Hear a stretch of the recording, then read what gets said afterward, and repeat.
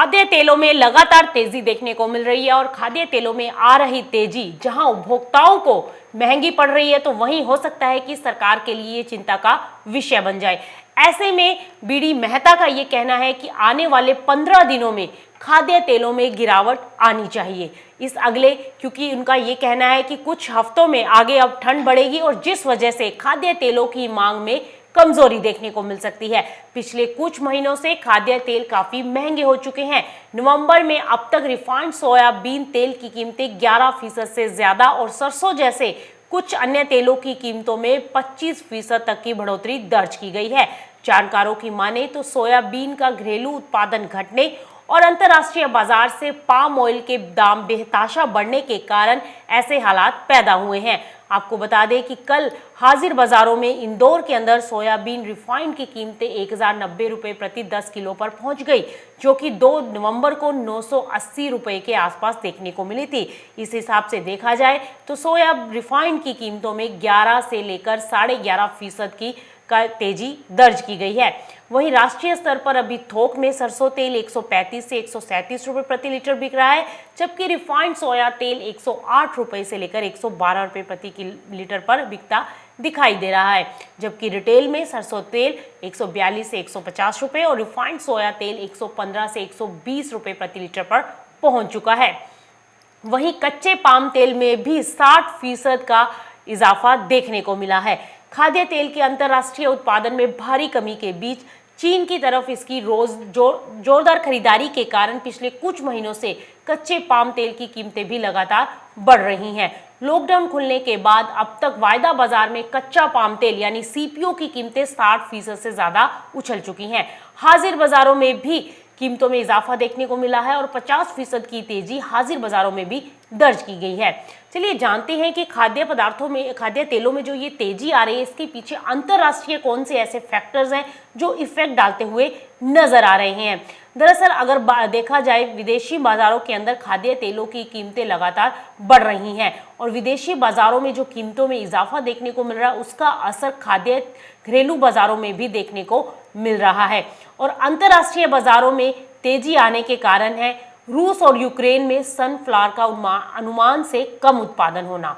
एक ये सबसे बड़ी वजह है जिसकी वजह से खाद्य तेलों में तेजी देखने को मिली है। वहीं दूसरा कारण है ब्राजील और अर्जेंटीना में सोयाबीन का उत्पादन घटना। इसकी वजह से भी खाद्य तेलों में तेजी देखने को मिली है। ब्राजील सरकार का बायोडीजल उत्पादन बढ़ाने पर जोर देना, ये भी एक अहम फैक्टर है जिसके चलते तेजी बनी। वहीं अगला कारण रहा प्रमुख पाम तेल उत्पादक मलेशिया में श्रमिकों की कमी देखने को मिली, जिसकी वजह से प्रोडक्शन इफेक्टेड हुआ। वहीं अंतर्राष्ट्रीय खाद्य तेल बाजार में चीन की भारी खरीदारी देखने को मिली है।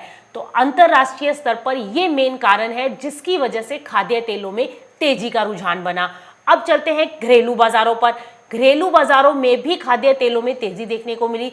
सबसे बड़ा कारण ये रहा कि विदेशी बाजारों में तेजी के चलते घरेलू बाजारों में तेजी देखने को मिली। और वहीं इस साल सोयाबीन का उत्पादन घटकर करीब 2 क्विंटल प्रति बीघा रह गया है।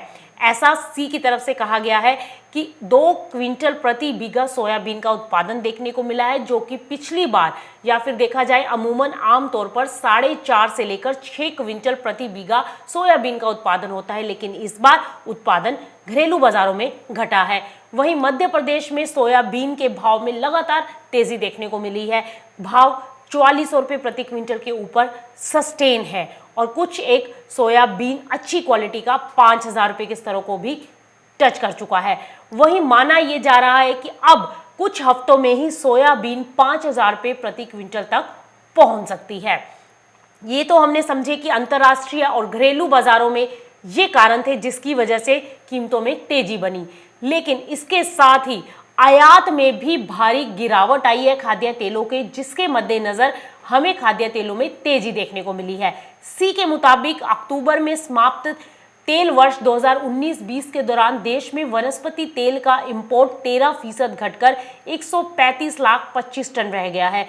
पिछले महीने वनस्पति तेल यानी कि खाद्य और गैर खाद्य तेलों का आयात घटकर 12,66,000 टन रह गया, जबकि एक साल पहले 13,78,000 टन वनस्पति तेल का इंपोर्ट हुआ था।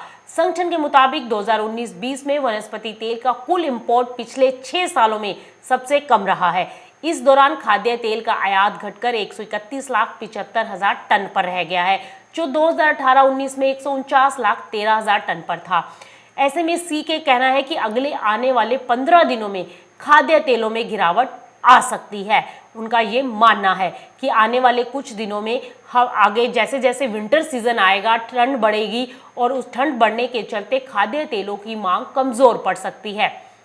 तो उसके चलते आने वाले दिनों में सर्दियों में और कीमतें घटती हुई दिखाई दे सकती हैं। जो खाद्य तेल की कीमतों में एक तरफा रैली देखने को मिल रही है, उस पर कहीं ना कहीं ब्रेक लगती दिखाई दे सकती है। बहरहाल के लिए खाद्य तेल की कीमतें तेजी के साथ कारोबार करती हुई दिखाई दे रही हैं।